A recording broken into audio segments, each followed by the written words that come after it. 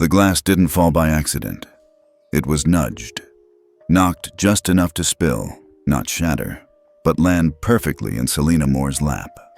Ice water soaked into the front of her cream linen blouse. She blinked once, just once. "Oops," said the flight attendant, not even attempting eye contact. "Didn't see your tablet there." The man across the aisle chuckled behind his hand.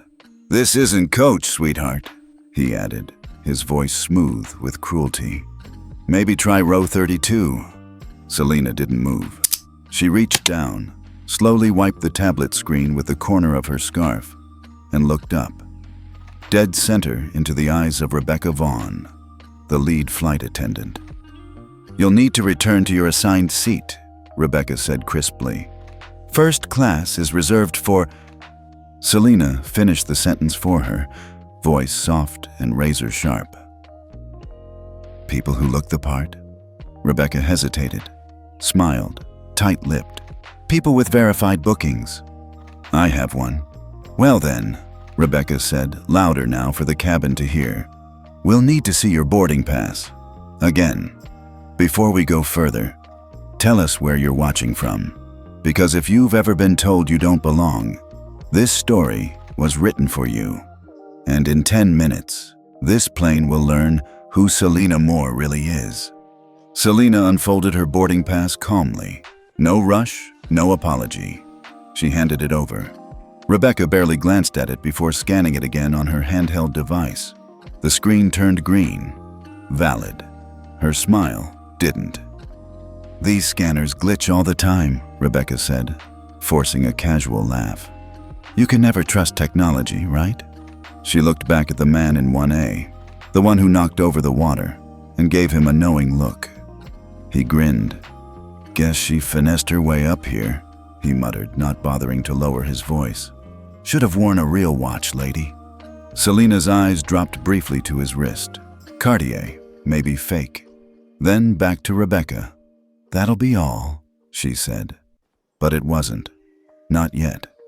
Behind Celina, 2 more passengers were watching. A young Indian-American woman in a gray pantsuit, and a middle-aged man with salt and pepper hair holding a leather briefcase. Both said nothing, but their eyes said everything. They'd seen this before too. Rebecca stepped closer, lowering her voice, but not her tone. "We do have standards for this cabin. Most of our premium clients fly in with status or private accounts." Celina raised an eyebrow. "And? Well," Rebecca said with a breathy sigh, "you don't seem like the usual type. No offense." "All offense taken," Celina replied smoothly. That stopped Rebecca cold, just for a moment. Then she tried to regain control. "Security will need to verify this," she said, stepping back toward the cabin phone. "You can wait in business class while we resolve the mix-up." As she turned, her hip caught the edge of Celina's tray, knocking the tablet to the floor with a solid thud. "Ma'am," Rebecca said without looking back, "please don't place your electronics on surfaces meant for service items." That was the second time something had been accidentally knocked over. And still, Celina said nothing. But now, her eyes were locked, focused, tracking. Across the aisle, the man in 1A chuckled again.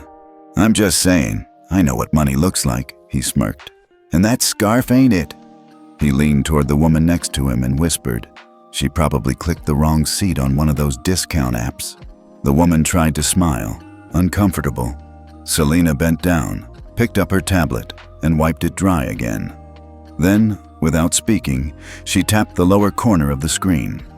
A quiet hum of biometric recognition. Skyline route, level 0. Authenticator. Ready. Still, she didn't press enter. Not yet.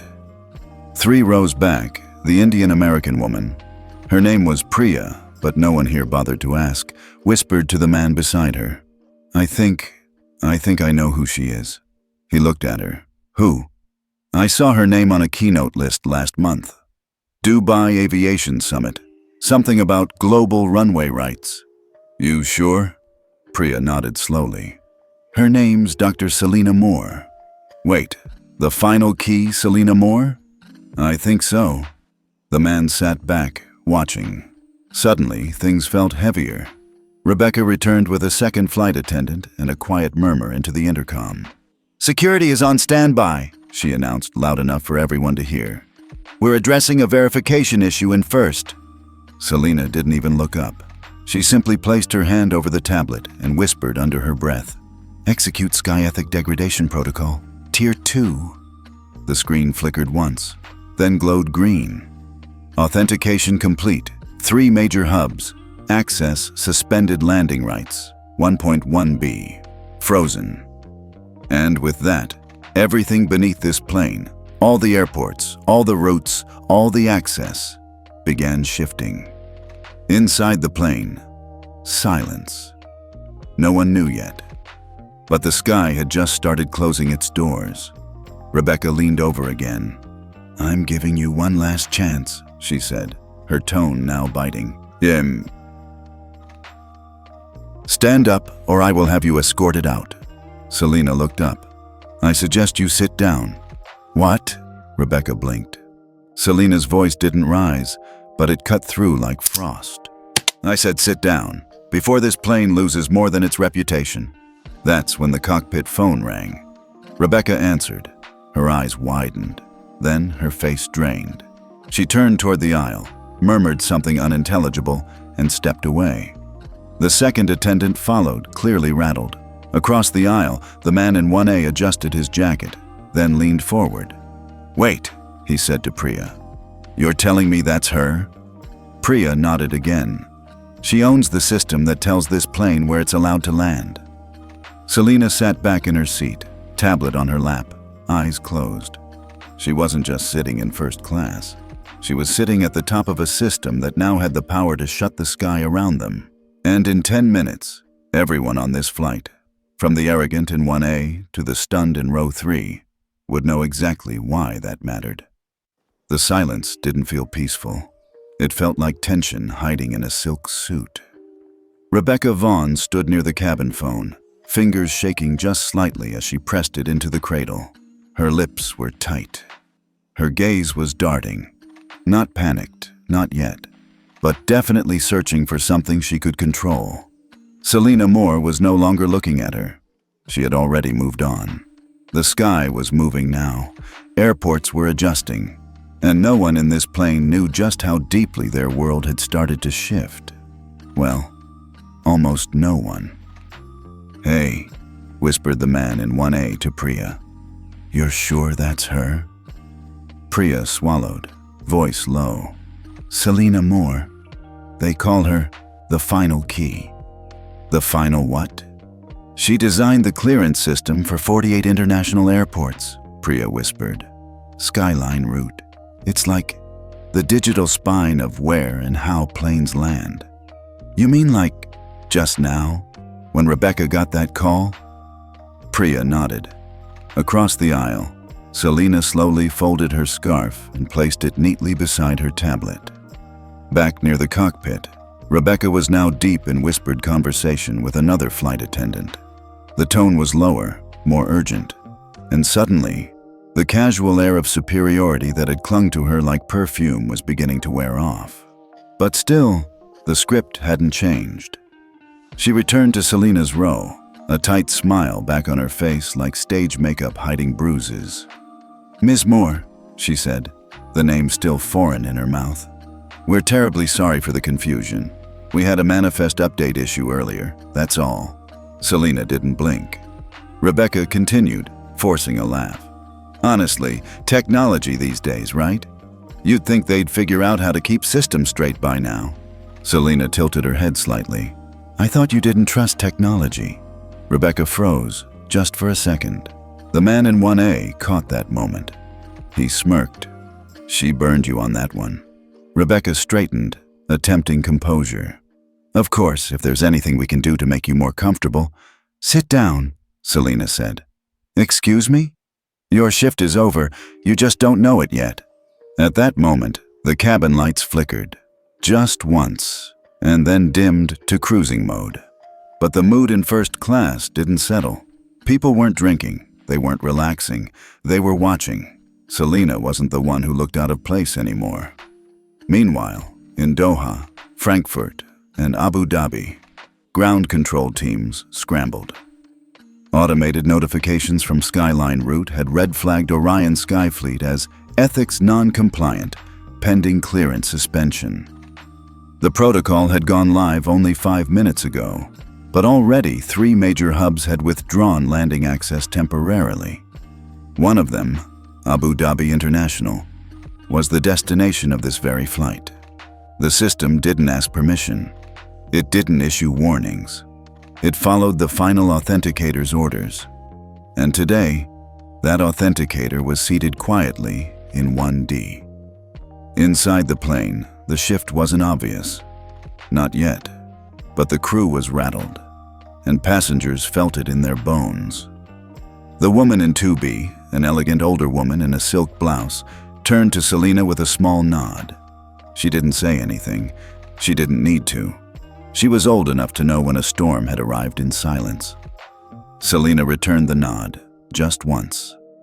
In the galley, Rebecca slammed a paper cup into the trash. "She's doing this on purpose," she muttered. "Trying to make a scene. Viral drama." The younger attendant beside her, Madeline, barely 30, shifted uncomfortably. "I don't think this is about going viral." "Oh, please," Rebecca hissed. "She came in here acting like she owned the place." "She does." Rebecca turned. Madeline's voice was quiet but clear. "She owns the system. She's not some influencer pretending to fly first. She's the reason we land." Rebecca scoffed. "That's not how the world works." Madeline held her gaze. "Maybe not for you." Back in first class, Priya had pulled out her phone, not to record, but to check a site. She typed, "Celina Moore, Skyline Route." The first result, Dr. Celina Moore named route authenticator for 48 Nation Aviation Alliance. She turned the screen to 1A. "Believe me now?" He stared. "That tablet of hers, it's not a device. It's a key." "Not a key," Priya whispered. "The key." The cockpit door cracked open. A man in pilot stripes stepped into the aisle. Not the captain. The first officer. He walked slowly toward Celina's row, clearing his throat gently. "Dr. Moore?" She turned her head, expression neutral. He stopped just short of her armrest. We've just received a communication from Abu Dhabi ATC," he said carefully. "There seems to be an issue with our landing slot, a suspension temporarily." Celina nodded. "That sounds accurate." The man swallowed. "Ma'am, I wasn't aware." "You weren't supposed to be," Celina replied, her voice even. The man looked back toward the cockpit, then back to her. "We'll do whatever is necessary to restore clearance," he said. "Just tell us what that is." Celina didn't answer right away. Then she looked around the cabin, at Rebecca, at the man in 1A, at Priya, at the silence that was no longer ignorance but discomfort. Finally, she said, "Truth. That's what restores clearance." Rebecca's voice cut through from behind. "You can't hold this plane hostage because of some attitude." The first officer turned to her. "Ma'am, please return to the galley. I'm the lead on this flight." "Not anymore," he said quietly. Rebecca blinked. For the first time, real fear cracked through her face. She didn't speak again. Celina reached into her tablet sleeve and pulled out a thin black folder. She didn't open it. She didn't need to. Just holding it shifted the atmosphere. "This contains flight compliance reports," she said, standing now, "including 6 filed in the past quarter against Orion Skyfleet for unethical conduct in first-class cabins. All buried, all flagged." A low murmur spread across the rows. "This flight was supposed to be a field test," she continued, "to see if the airline was ready for expansion into Tier 1 hubs." Rebecca tried to interject. You planned this?" Celina turned. "No, you did." The cabin was frozen. No one moved. No one breathed too loud. Then, from the back of first class, a young man, maybe 20, headphones around his neck, raised his voice just slightly. "Yo, this is the most powerful woman on the plane, huh?" Celina looked at him. He smiled awkwardly. "Just saying. Next time, maybe y'all check who's sitting where before trying to throw folks out." Someone chuckled. Then someone clapped. Just once. It wasn't performative. It was respect. Celina didn't smile. She didn't need to. She sat down again, crossed her legs, and placed the black folder neatly on the tray. The seatbelt sign dinged overhead. Cruise altitude reached. But the ground below was no longer theirs. Not unless they earned it. And they would earn it. Through her. The air in the cabin didn't just feel tense now. It felt aware. Passengers weren't just watching anymore. They were listening. Even the ones who had looked away earlier pretended to sleep or scrolled through their phones like nothing was happening. The temperature hadn't changed, but everything else had. Rebecca Vaughn, once the self-assured queen of the cabin, now stood stiff near the galley, arms folded like a barrier against her own unraveling. Her perfectly applied lipstick now looked like armor cracking under heat. Across from her, Celina Moore sat poised, legs crossed, folder closed, tablet resting flat on her lap like a gavel waiting to drop. And the judgment? It hadn't even started yet. "You're making a mistake," Rebecca said, not shouting now, but clinging to that last thread of superiority. Celina tilted her head slightly. "You've said that twice now." Rebecca's lips pressed tight. "You can't just walk onto a plane and punish people because you don't like the service." Celina didn't blink. "I didn't walk onto a plane," she said. "I walked into my own test." A few gasps echoed softly. Priya turned to 1A and murmured, "She planned this. Not to punish, to observe." Celina leaned back in her seat. "And you," she said quietly, "failed." The young flight attendant, Madeline, stepped forward, nervously adjusting the cuffs of her sleeves. "I just want to say," she began, voice shaking but clear. "I tried to flag what was happening. On the tablet, I recognized the Skyline route authenticator symbol." Celina met her eyes. "I know," she replied gently. "That's why you still have a future in this industry." Madeline looked down, visibly relieved. Rebecca scoffed, arms crossed tighter. "Oh, please," she muttered. "This whole act, what is it? Some dramatic crusade? You don't belong here and you know it." That's when Celina stood, slowly, deliberately, and just standing, she changed the posture of the entire space. "I don't belong here," she said, her voice low but carrying like steel. "You think belonging is about who you're comfortable serving?" Rebecca stepped back. "I didn't mean—" "Yes, you did," Celina interrupted, sharp and clean. "You meant it when you ignored me. You meant it when you knocked over my tablet, when you humiliated me in front of this cabin, and you certainly meant it when you called security, knowing full well you never scanned the other passengers' boarding passes the way you did mine." The man in 1A sank into his seat. The woman beside him looked away. "This cabin isn't about money," Celina continued. "It's about expectation. You expected someone like me to be invisible, to apologize, to move." She paused. "I don't move." Somewhere near row 4, someone exhaled audibly, like they'd been holding their breath for 10 minutes. The first officer emerged again, speaking softly into a handset, then made his way down the aisle. "Dr. Moore," he said carefully, "we've just received confirmation from Abu Dhabi. Landing rights are currently suspended, and we're being rerouted to Istanbul for fuel holding. They said your protocol flagged ethics non-compliance for the carrier." A ripple moved through the cabin like a slow wave. Rebecca's eyes widened. Wait, you're the reason we can't land? That's a federal violation." "No," Celina said calmly. "That's what happens when a system corrects itself." The officer looked uncomfortable. "Do you wish to provide updated clearance, Dr. Moore?" Celina glanced at Rebecca, then at the passengers watching like a silent jury. "No," she said. Not until this crew acknowledges what's been done. From the back of First, a voice spoke up. It was the young man from before, headphones now around his neck. "I saw her get shamed right here, man," he said, looking at Rebecca. "You didn't ask anyone else for proof. You didn't throw anyone else shade. Just her." He turned to Celina. "You're right not to let this slide." Rebecca looked around the cabin, and for the first time, no one looked back to support her. No polite smiles, no sympathetic nods. Just silence. Uncomfortable, unforgiving. The older woman in 2B, who'd been silent the whole time, finally spoke. "I'm old enough to know when someone's being targeted," she said, voice low but steady. "I've flown this route for 25 years. Never once have I seen a first-class passenger treated like that over a scarf and a pair of flats." Then she looked at Celina and nodded again. "And I've never seen anyone sit so still through it."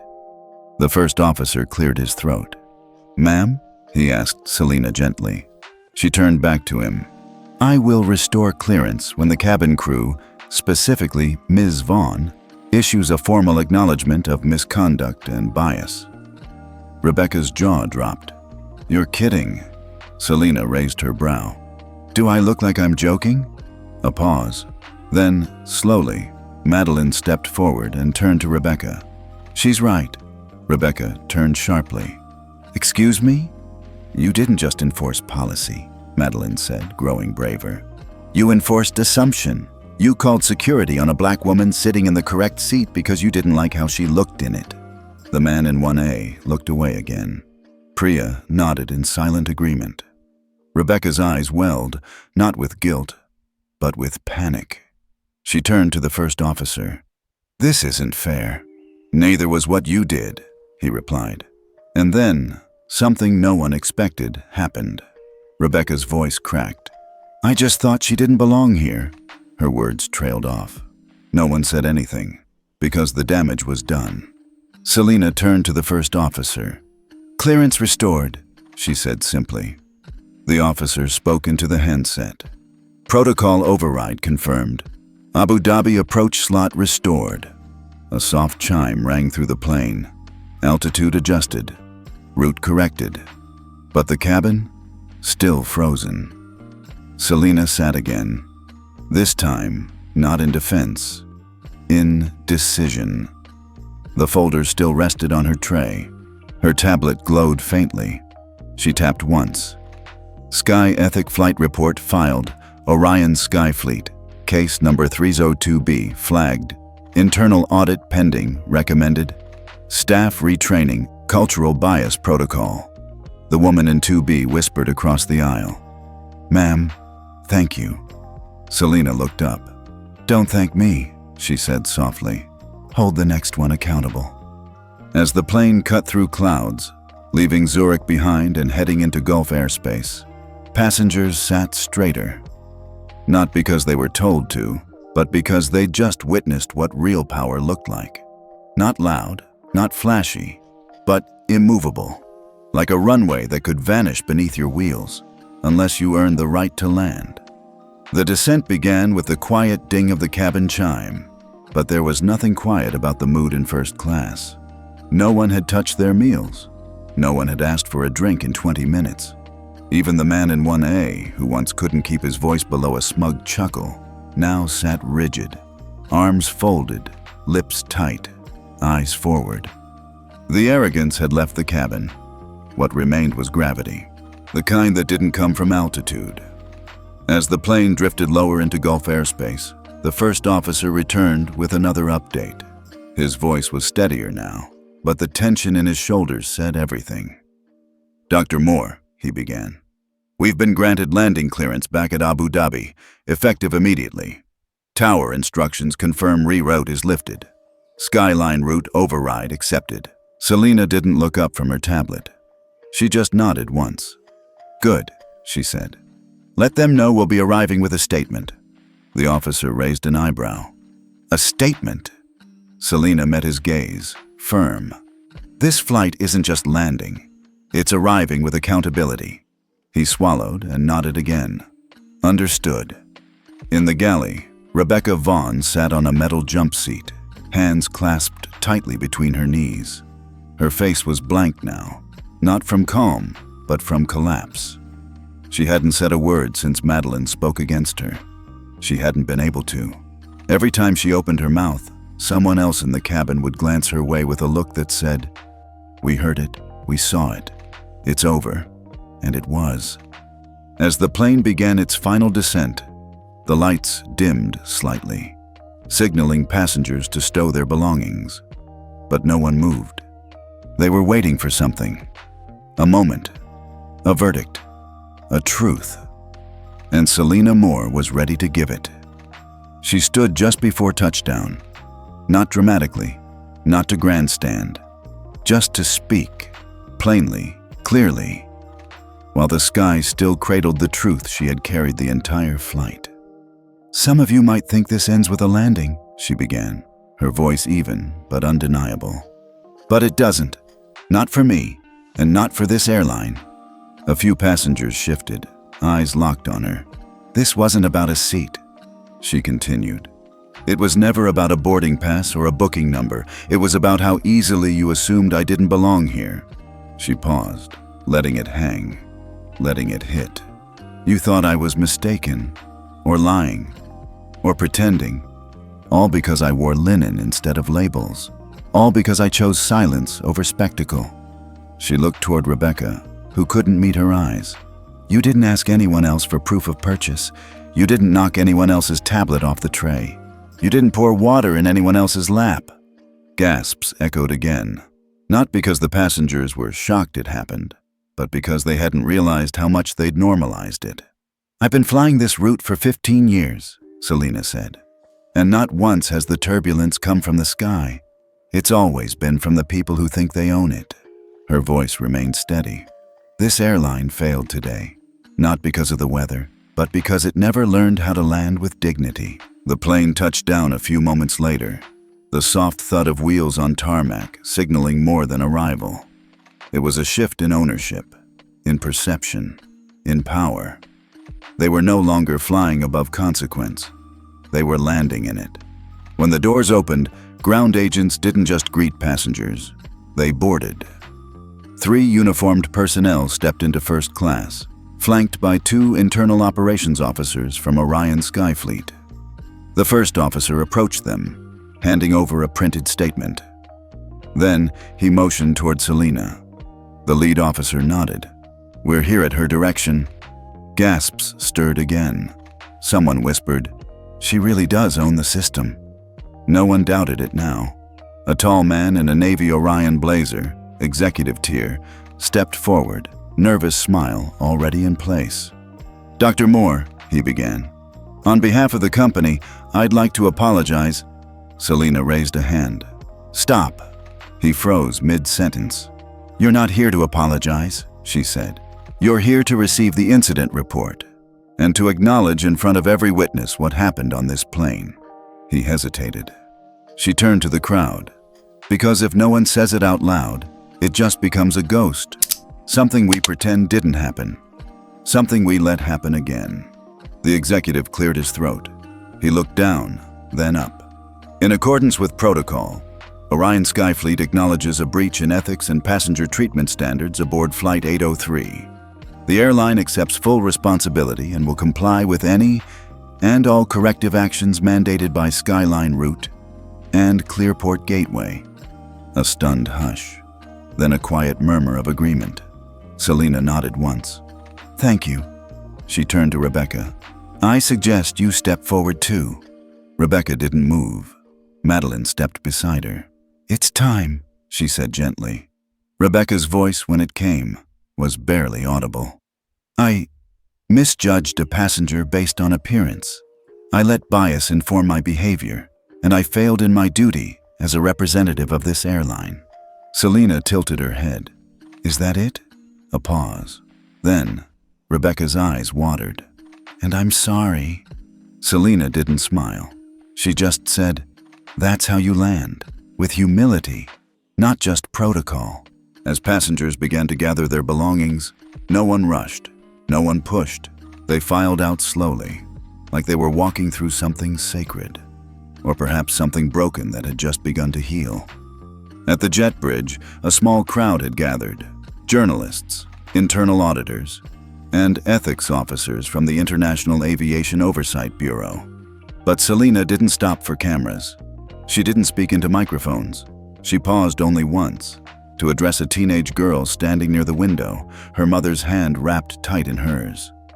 The girl whispered, "You're the woman from the flight." Celina knelt slightly to meet her eye. "Do you fly much?" she asked. The girl nodded. "Sometimes." Celina smiled. "Then remember this: never let them tell you where you do or don't belong. Let your dignity speak louder than their doubt."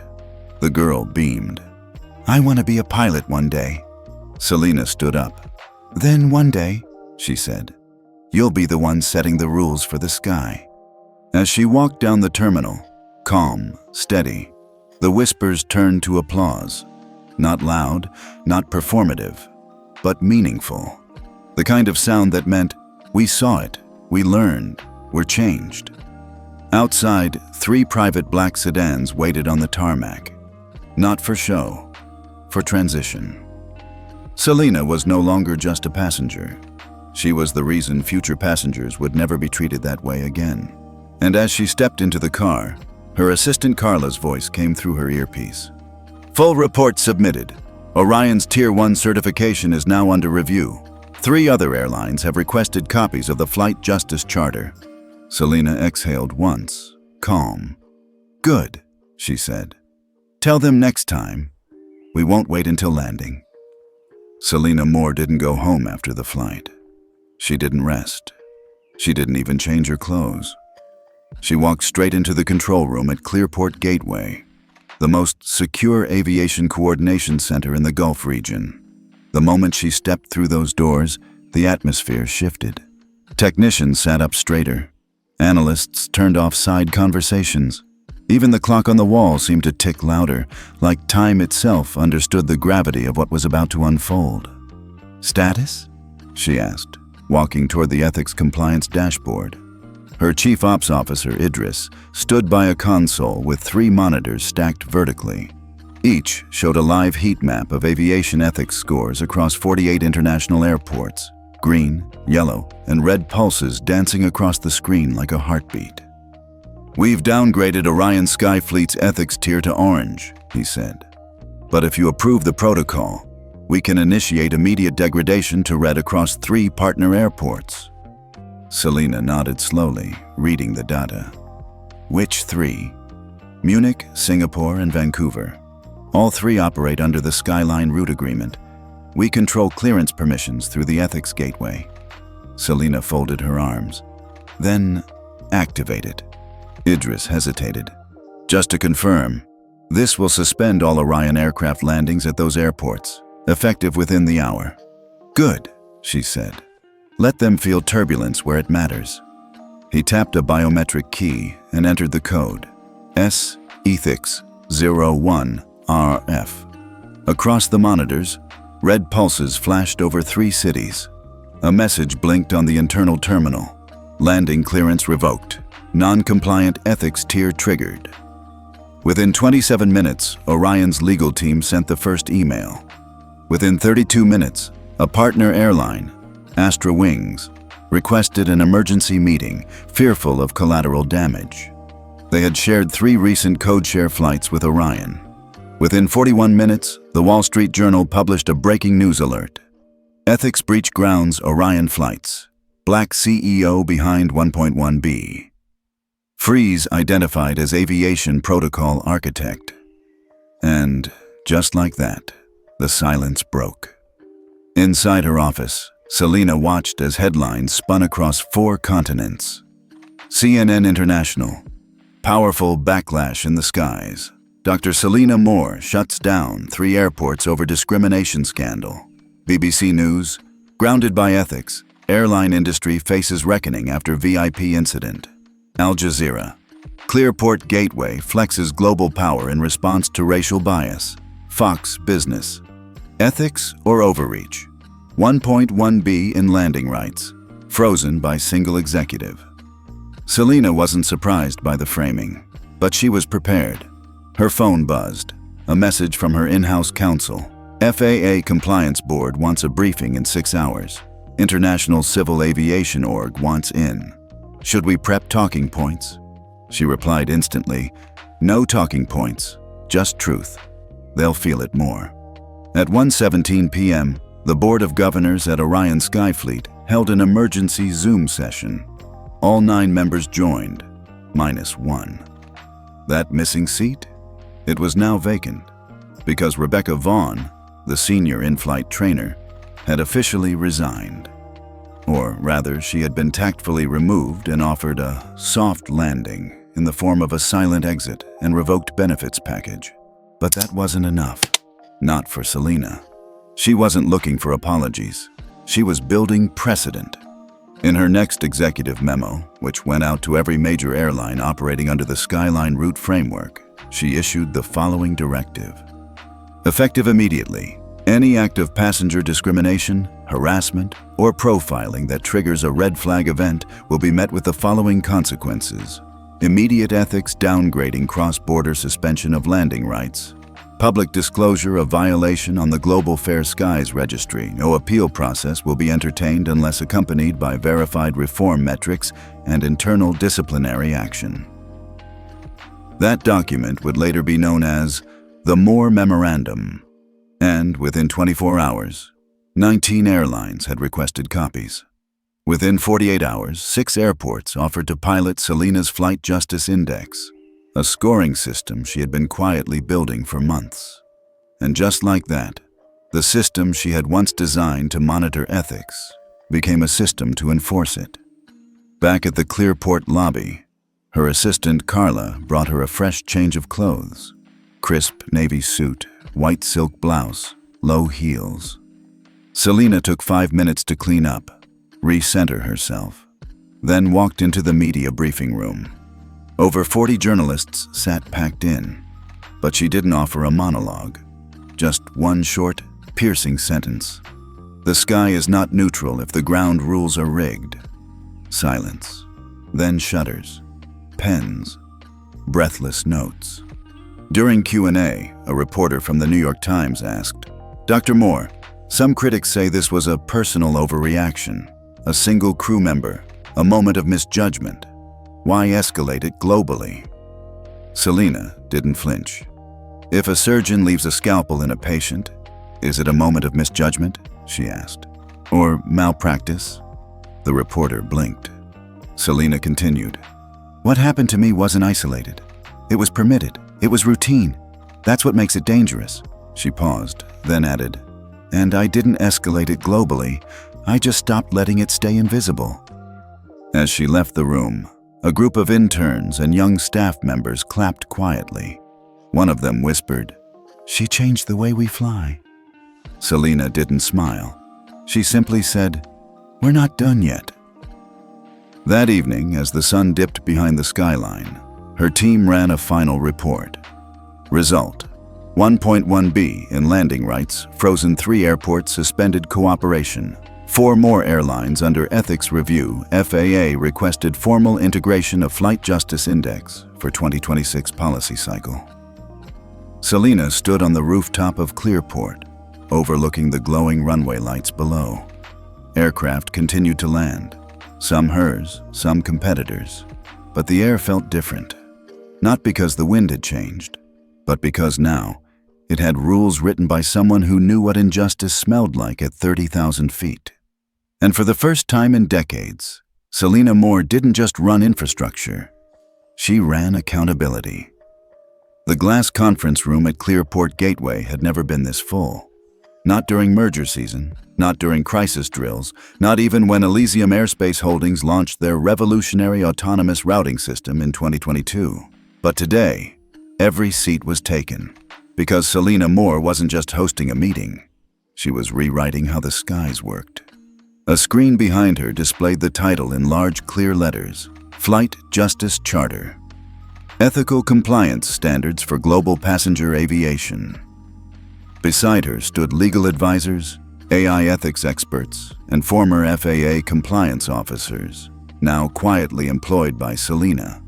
Across the table were compliance officers from 14 airlines, 6 international regulators, and 2 advisors from the U.S. Federal Aviation Administration. No snacks, no coffee, just truth, protocol, and pressure. Celina didn't speak for the first 5 minutes. She let the silence cook them. Some squirmed. Others flipped through the document. One executive from Solara Wings whispered to his colleague, "She can't actually make this binding, can she?" Celina finally looked up. "I heard that," she said calmly. "And yes, I can." The room went still. She stepped forward and tapped the screen. "Passenger dignity is not optional. It is a condition of operation." She explained the framework. Every airline operating through a Skyline route-affiliated airport must sign the charter. Every flight crew must complete verified anti-discrimination training quarterly. Every incident of bias, profiling, or harassment will be logged into the Flight Justice Index, an open access score updated in real time. Any airline falling below the compliance threshold for more than 14 consecutive days will automatically trigger a multi-airport clearance suspension. There are no appeals without verified passenger restitution and policy amendment. A hand went up. Michael Dorian, VP of Air Cross. "This seems ambitious, but what jurisdiction does your team have to enforce this industry-wide?" Celina gave a small, knowing smile. "I'm glad you asked." She nodded to her assistant, who tapped a remote. A second screen lit up, a web of airport nodes, all pulsing in Elysium blue. She pointed to them one by one. "We don't need jurisdiction, we have infrastructure." She walked over to the screen and continued. "Elysium owns the clearance data systems at 48 major airports. Our Skyline route platform controls runway access protocols across 4 continents. And as of last week, we've signed cooperative licensing with the FAA's Digital Clearance Review Board." Then she dropped the final hammer. "Any airline that refuses to adopt the Flight Justice Charter will be flagged as ethically non-compliant and barred from operating routes through our partner ports. You don't have to say yes, but you do have to find a new sky." Someone coughed. Another reached for their water glass. Only the FAA rep, Olivia Tran, seemed unaffected. She raised a brow and said, "And what if the public calls this a private takeover?" Celina replied without blinking, "Let them. Power doesn't always scream. It drafts standards." After an hour of Q&A, heated but controlled, Celina ended with a signature phrase. "The skies belong to everyone, but not everyone deserves to run them." And then she walked out. That afternoon, a PDF copy of the Flight Justice Charter was published on the Elysium site. Within 4 hours, it had been downloaded 19,000 times. By midnight, 5 airlines had signed. By the next morning, 2 airports in Europe voluntarily adopted the compliance framework, calling it a non-negotiable future. Social media erupted. Hashtag Flight Justice Charter trended globally for 36 hours. Civil rights groups, frequent flyers, and even former flight attendants began sharing their stories online. One viral post read, "I used to work for Sky Nova. I once got reprimanded for letting a black teen sit in first class, even though she had a full fare ticket. This charter? It should have existed 10 years ago." Meanwhile, inside the FAA headquarters in D.C., a quiet storm brewed. Deputy Commissioner Harold Kessler frowned at the draft memo on his desk. It wasn't just that Celina Moore had outpaced the government. It was that she had left them no moral escape route. "Either we back her," he muttered, "or we get run over." By lunchtime, he had sent a classified brief to the Secretary of Transportation. The subject line was simple: "Adopt or be left behind. The charter is coming." Celina, back at her Houston office, reviewed the live feed of airline scores ticking across the dashboard. One airline dropped from 76 to 62. Another rose from 54 to 78. Every blip told a story. Every drop was a reckoning. She picked up her phone and made one call. to a longtime partner at a law firm that quietly handled 3 of the nation's top union contracts. "Prepare an ethics clause addendum for crew contracts," she said. "If they want our money, they sign our culture." That night, Celina sat alone in her office, watching the skyline. Not the runway, not the monitors, just the skyline. The dark stillness, the quiet before another storm. She thought of the girls who'd been kicked off planes for their hair, the men who'd been eyed suspiciously for praying quietly, the mothers who were treated as burdens for flying with their toddlers. She thought of her own mother, stopped once at age 64, mistaken for a cleaning woman in a first-class lounge she had paid for. And then Celina whispered to the window, her own reflection staring back at her. "We don't rise just to sit quietly." In 72 hours, the Flight Justice Charter would reach 31 signatories. The FAA would formally recognize it as a benchmark, and global aviation would never fly the same again. It started with a headline: "Power grab in the skies. Black CEO sets dangerous precedent." The Liberty Herald. By noon, 3 more outlets followed suit. Private charter, public chaos. Who gave her the right? Capital Compass. Is this the end of equal skies or the beginning of segregated policy? American Ledger. Moore's mandate, the most radical move in aviation since deregulation. Airline Journal Weekly. It was coordinated, and it wasn't subtle. Behind the scenes, a group of airline CEOs, most of whom had never signed a diversity pledge unless forced, had launched a quiet media campaign.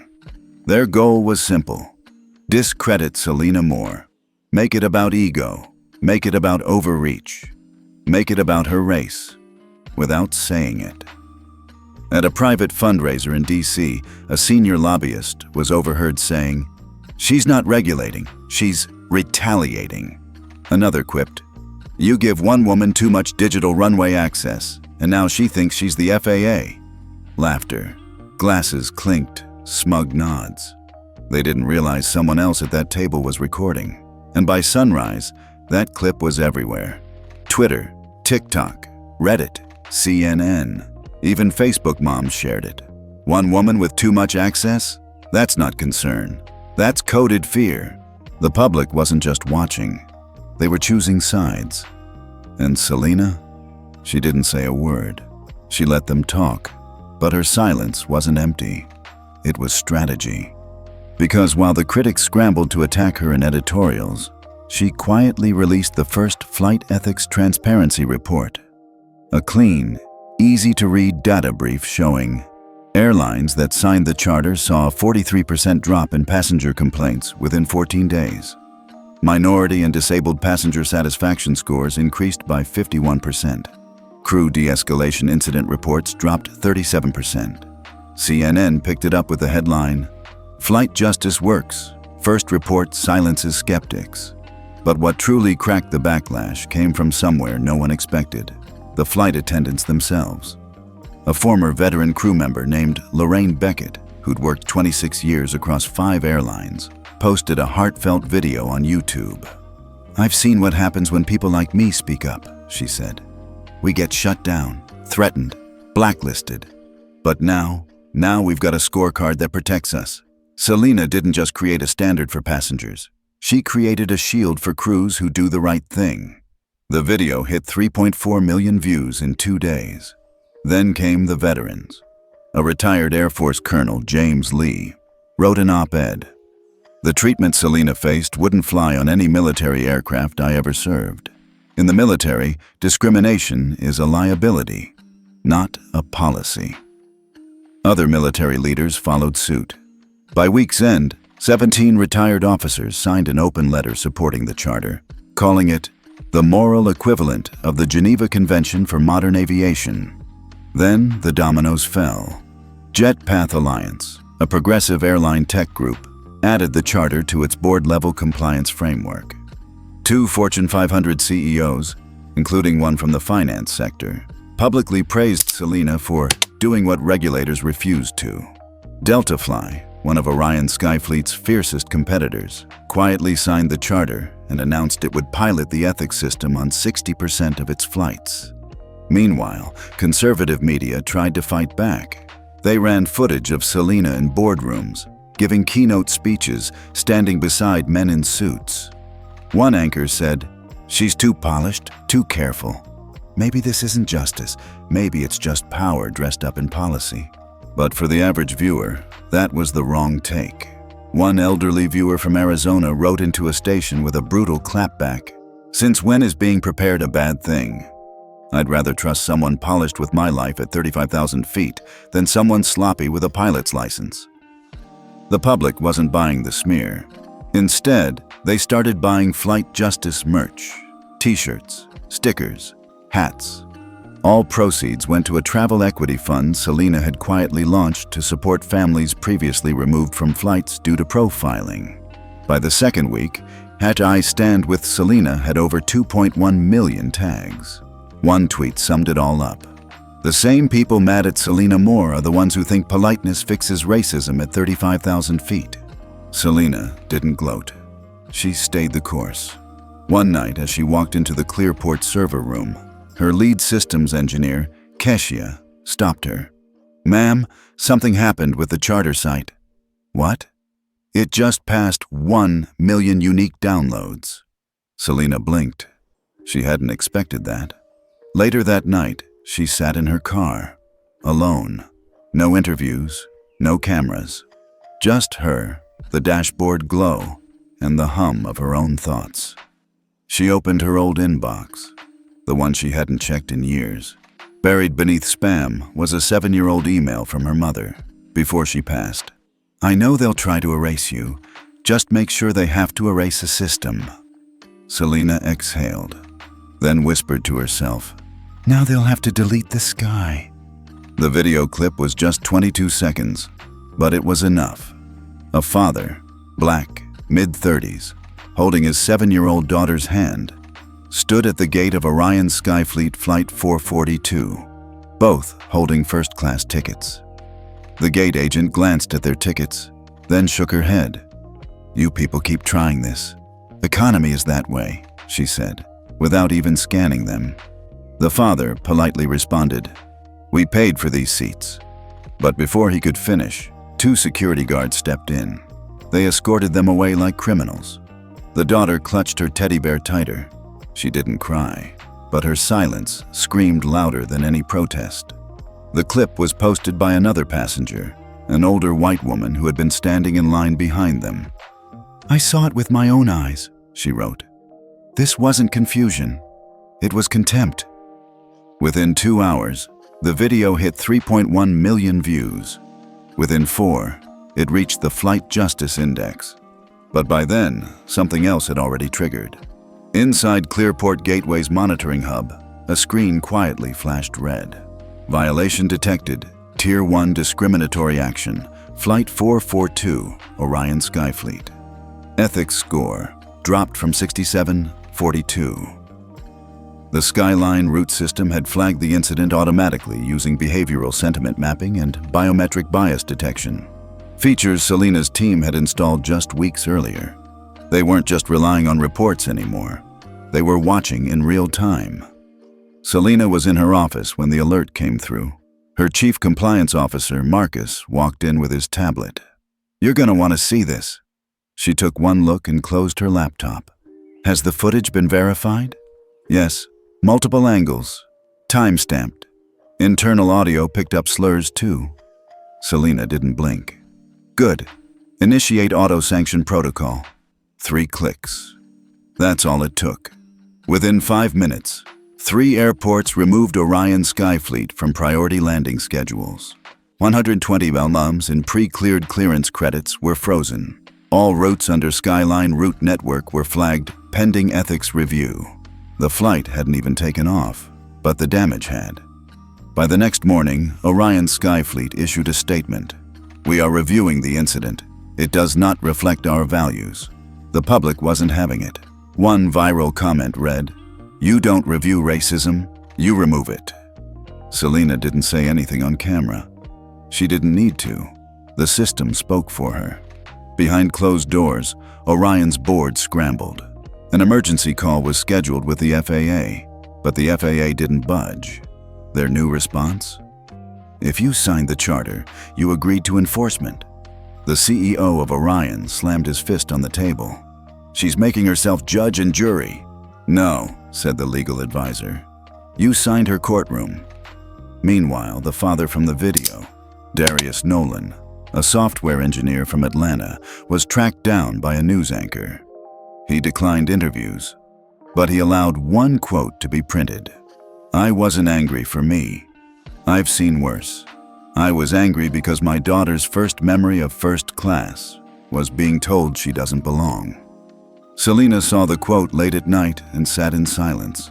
Then she opened a secure terminal and entered a new update. Charter Addendum 12.1. Minor Passenger Protection Clause. Any act of bias involving children under 14 will be classified as Tier 1 severe violation. Signed. Enforced. Effective immediately. By the end of the week, 5 more airlines signed the charter to avoid backlash. Orion Skyfleet's market value dropped 8.4%. Clearport Gateway became the first airport to offer real-time ethics tracking dashboards for passengers to see when choosing flights. Celina didn't gloat. She just walked to the observation deck, watched planes lift into the sky, and whispered, "Now they know. This sky has rules." At exactly 9:01 a.m., Celina clicked Publish, and the world changed. Flight Ethics Dashboard, Live Public Edition. View real-time compliance scores of all major airlines, filter by racial incidents, disability mistreatment, ageism, crew retaliation. Color-coded, green, compliant. Yellow, underwatch. Red, non-ethical. Within 15 minutes, the site received over 280,000 hits. Within an hour, that number had tripled. By noon, CNN, Forbes, and even Fox News were covering it. What Celina Moore just did, said one host, is the equivalent of taking every dirty airline file and putting it on a digital billboard in Times Square. And that wasn't even the biggest move of the day. Celina's team at Clearport had quietly launched a second system, an app. FlyFare. Free. Simple. Integrated into every major travel platform. Before booking a flight, a passenger could now see the airline's current ethics score. Time since last reported incident, ranking versus industry average, crew de-escalation training stats, passenger treatment index by race, gender, and disability. And it had one big red flag. Warning: this airline has been flagged as a non-ethical carrier. The reaction was immediate and brutal. Orion Skyfleet, still reeling from the viral first-class incident, woke up to find their routes on 3 platforms labeled Avoid. Bookings dropped 27% in 36 hours. Summit Air, who had been reviewing their diversity training, was downgraded to red. A major bank canceled their $210 million aircraft lease line by noon. Astrojet, which had refused to sign the Flight Justice Charter citing corporate independence, found themselves kicked out of 3 hub airports by the end of the day. Meanwhile, public sentiment surged. One TikTok video showing how to use FlyFare racked up 11 million views in a weekend. A trending hashtag launched, #FlyFare or Don't Fly. The pressure spread beyond passengers. Insurance companies, airport vendors, and even staff unions began to use FlyFare compliance as a baseline. By day 3, the FAA had no choice but to respond. The deputy director held a press conference. We recognize the shift occurring in passenger trust and operational accountability. While the FAA is not a regulatory body for private ethics, we now require all partner airlines to submit quarterly ethics audits as a condition for continued federal route certification. Translation: sign the charter or lose your routes. A quiet wave of panic swept across airline boardrooms. 56 major and regional airlines logged into the charter portal in 48 hours. 12 signed. 9 requested clarification.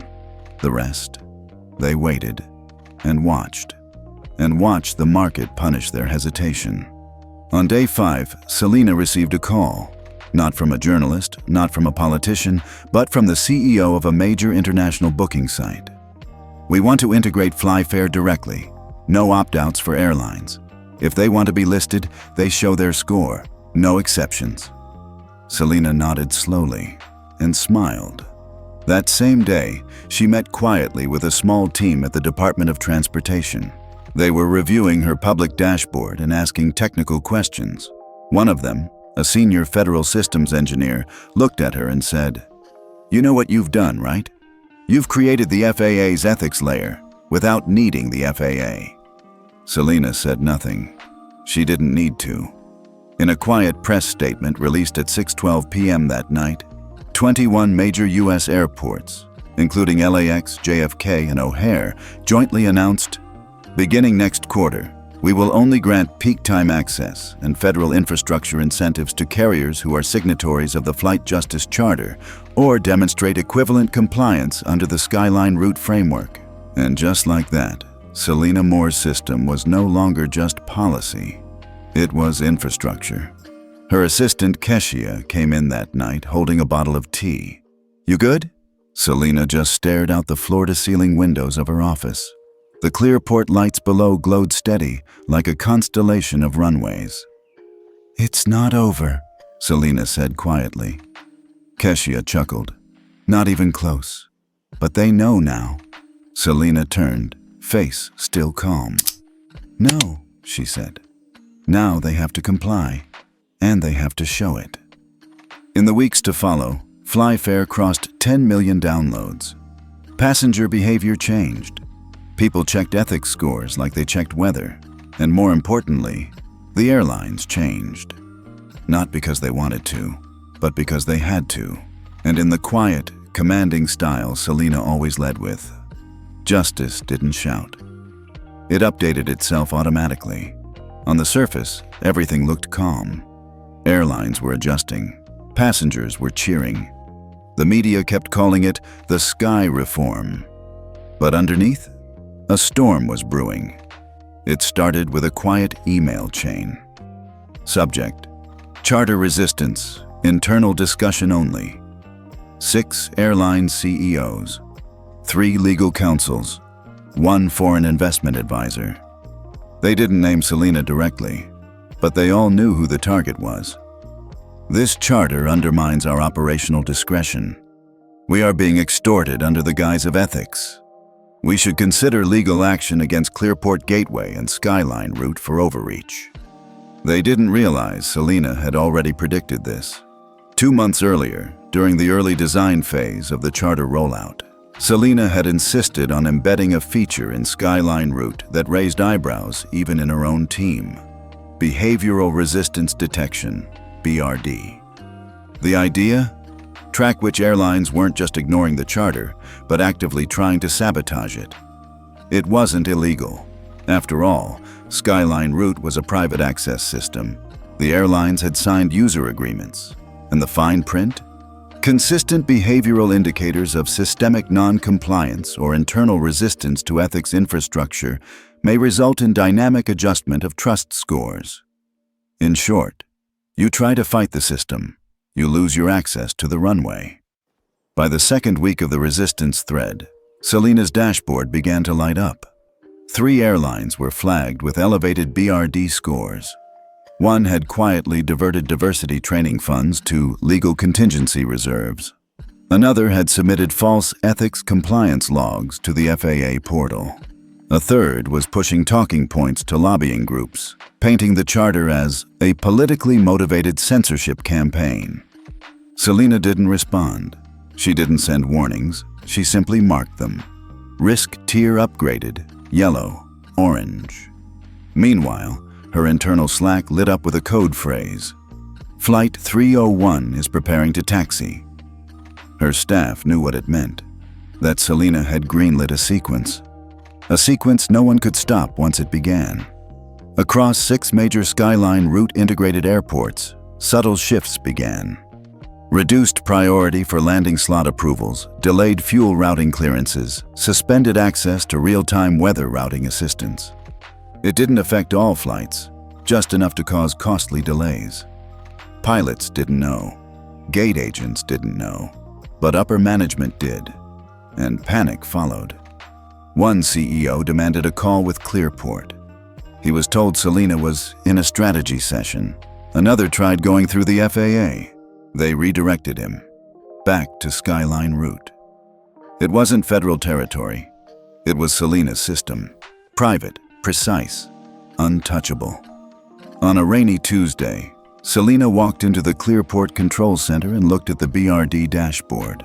3 airlines now glowed red. Her chief systems officer, Amar, raised an eyebrow. They're digging in deep. Lobbyists, think tanks, even a few media plants. Celina simply replied, "Let them." She tapped a few commands. One more silent update triggered. Skyline Route, Trust Integrity Lock, V3.2 activated. Effect: if any of the flagged airlines attempted to override or dispute a charter clause in any regulatory form, their ethics score would auto-degrade by 12 points, dropping them into non-operational risk status. That meant no takeoff approvals from key European partners, no refueling cooperation in Asia-Pacific, no access to SkySecure International's insurance underwriting. In other words, they'd be grounded, without ever being officially banned. By Friday, one airline CEO, anonymous but clearly desperate, called a private meeting with Celina's general counsel. The quote, "Tell her we don't want war, but this feels like a silent coup." The lawyer smiled. Not a coup, a correction. Back in her private office, Celina watched the sky through the tinted glass. Flights came and went. Some carriers soared, others faltered. She didn't celebrate. She simply adjusted a line in her charter documentation. Resistance to transparency is the loudest admission of guilt. They thought they could wait her out. They thought it was just another wave, a trend, a PR scare.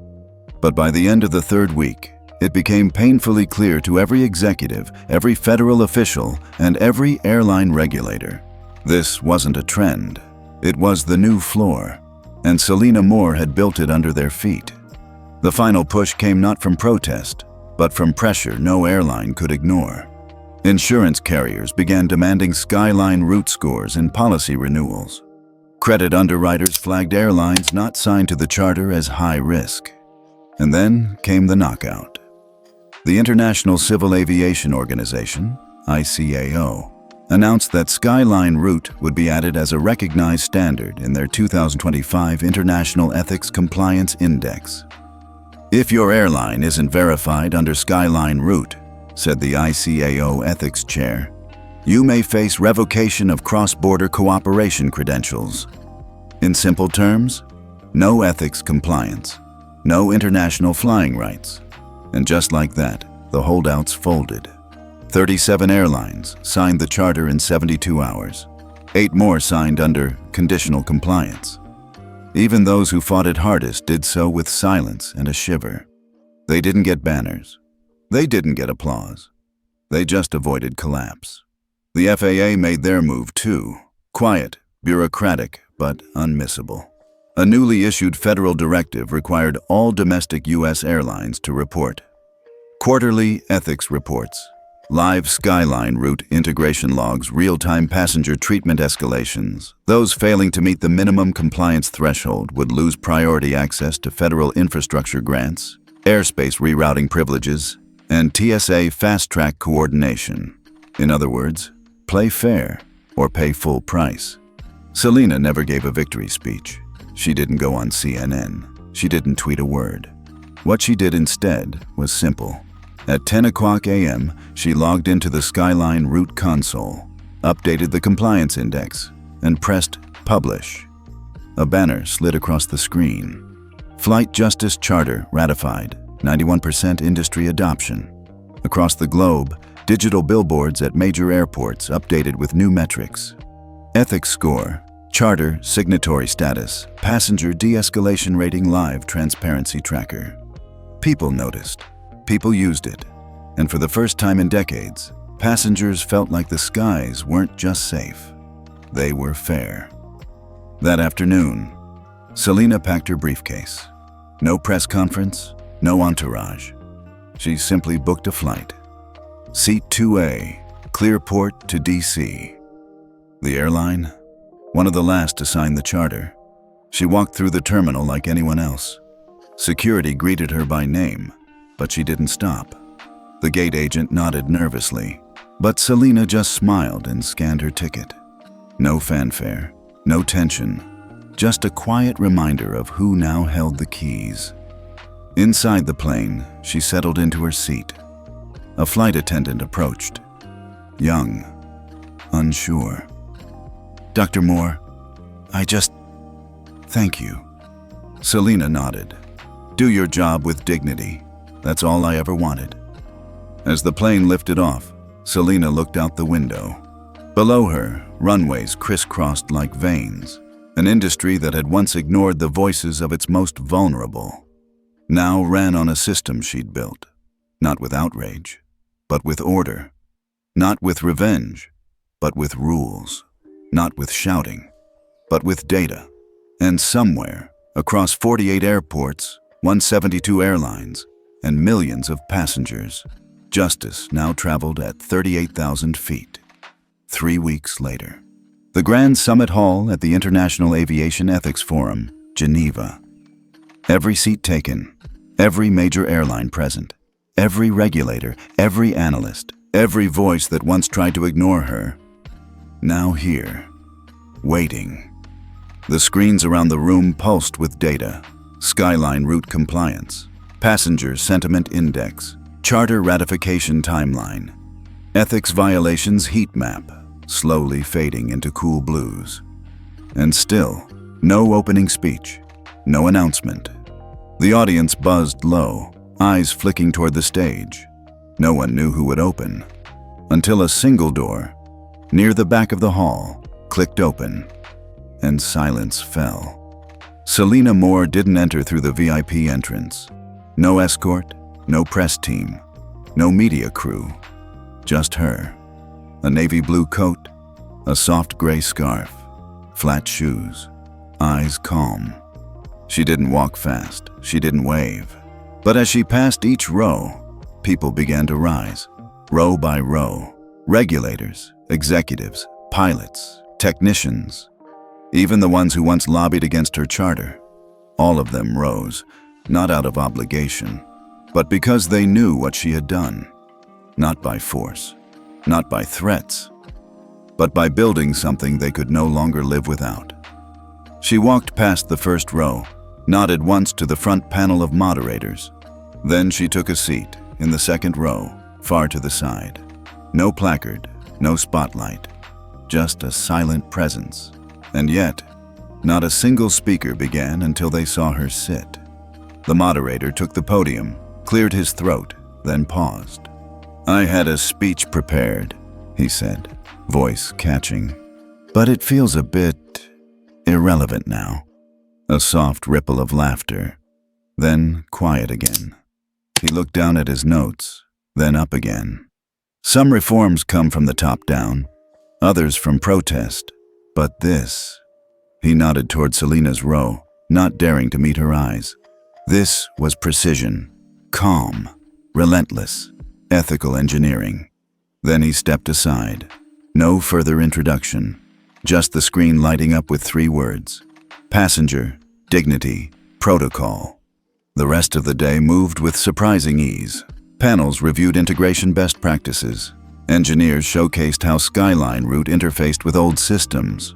A few skeptics raised hands. What about privacy? What about sovereignty? But even their tones were different now. Respectful, measured. One CEO even joked, "We used to fly with pride. Now we fly with accountability." Still getting used to that. Celina took no questions. She sat, listening, taking notes, sometimes smiling, rarely speaking. But people kept glancing at her. Every slide, every policy revision, every commitment to passenger fairness. Somehow, it all pointed back to her, even when no one said her name. By late afternoon, a soft notification buzzed on her phone. A message from Amar. her systems laid. Ethics compliance just crossed 93% worldwide. ICAO added root ID to their global flight clearance list. It's done. She didn't smile. She just turned her screen off, placed the phone in her coat pocket. Then she stood. No signal, no interruption. She simply stood, and the room noticed. The Grand Summit Hall at the International Aviation Ethics Forum, Geneva. Every seat taken, every major airline present, every regulator, every analyst, every voice that once tried to ignore her. Now here, waiting. The screens around the room pulsed with data: skyline route compliance, passenger sentiment index, charter ratification timeline, ethics violations heat map, slowly fading into cool blues, and still no opening speech, no announcement. The audience buzzed low, eyes flicking toward the stage. No one knew who would open, until a single door near the back of the hall clicked open, and silence fell. Celina Moore didn't enter through the VIP entrance. No escort, no press team, no media crew. Just her. A navy blue coat, a soft gray scarf, flat shoes, eyes calm. She didn't walk fast. She didn't wave. But as she passed each row, people began to rise, row by row. Regulators, executives, pilots, technicians, even the ones who once lobbied against her charter. All of them rose, not out of obligation, but because they knew what she had done. Not by force, not by threats, but by building something they could no longer live without. She walked past the first row, nodded once to the front panel of moderators. Then she took a seat. In the second row, far to the side. No placard, no spotlight. Just a silent presence. And yet, not a single speaker began until they saw her sit. The moderator took the podium, cleared his throat, then paused. I had to speak, every head turned. Some expected her to speak, but she didn't. She just nodded once, then walked out the same door she entered. No applause, but no one sat down until she was gone. Outside, the wind in Geneva was soft, cold, but not biting. Celina looked up. Above her, the low hum of a jet curved overhead, slicing through the clouds with perfect grace. She watched it go, not because it was impressive, but because it was working. Working better, working fairer. Because of her, she pulled her scarf tighter around her neck, headed down the marble steps toward the street. No one followed. No camera rolled. No headline was written in that moment. But a quiet truth lingered in the air behind her. The industry would never be the same, and she had never needed a microphone to make it happen. Back in DC, a child boarded a plane with his mother and wasn't stared at. A veteran was greeted with a quiet, "Thank you for your service," not just by a flight attendant, but by a CEO boarding next to him. A teenager in a hoodie wasn't told to step aside for security reasons. A woman with an accent wasn't asked to repeat herself 3 times just to get water. The system was shifting. Not perfectly, not all at once, but enough, because one woman refused to let the skies stay silent. Some weeks later, a plaque was placed at the Clearport Gateway headquarters. The Celina Protocol. Not a law, not a protest, not a trend, a standard, a system, a legacy, ratified in silence, executed in full. You've seen how Dr. Celina Moore never raised her voice, yet changed an entire industry. What would you have done in her place? Tell us where you're watching from and drop a below. Do you think silence can be more powerful than a speech?